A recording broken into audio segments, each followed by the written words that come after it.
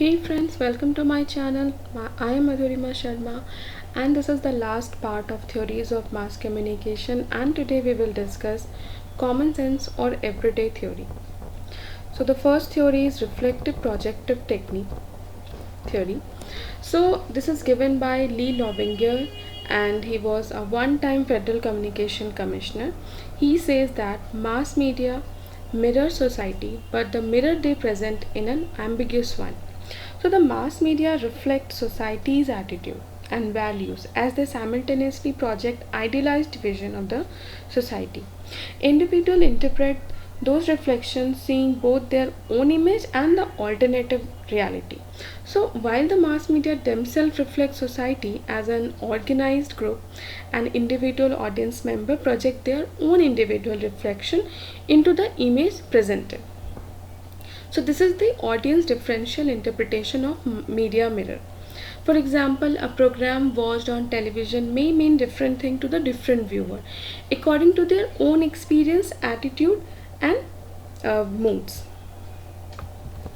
So moreover, these individual audience member tend to identify with television and movie character that are closer to their own idealized self than to the actual self.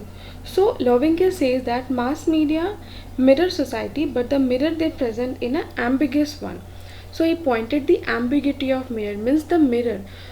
Mass media is the mirror of society, but it is an unclear picture of the mass media.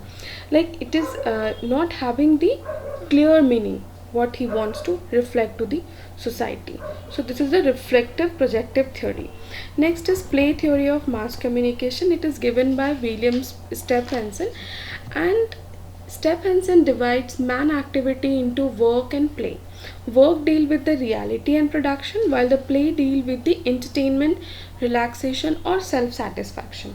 So according to this theory, it says how we use media for our satisfaction and how media bring change in our lives according to its content. So he says that people use mass communication more as a play than as work, more for pleasure and entertainment than for information and improvement. For example, newspaper reader give more attention to the comics, sports pages and fashion column, human angle story, etc. than they do to the hard news. So it is a kind of gratification only, how audience gratify their need. Next theory is medium theory or channel theory or media formalism. So it is originated from Marshall McLuhan proposition. The medium is the message, that is the medium affects perception. Medium affect perception or the media message here.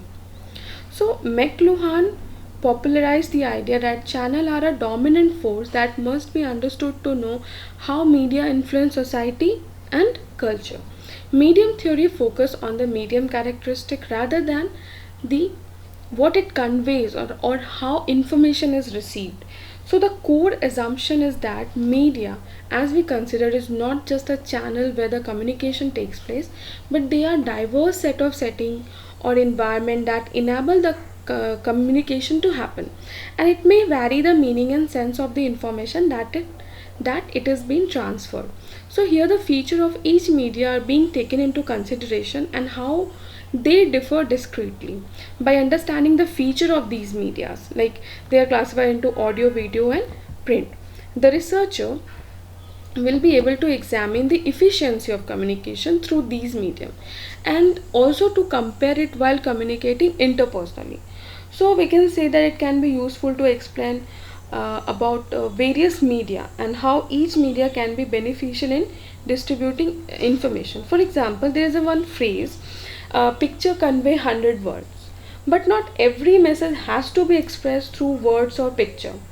Through proper analysis and application of this theory, relevant media can be designated and can be used appropriately. So this is the medium theory of mass communication. Hope you like this video. Please watch my last video also of for theory of mass communication. Please like, share and subscribe. Thank you.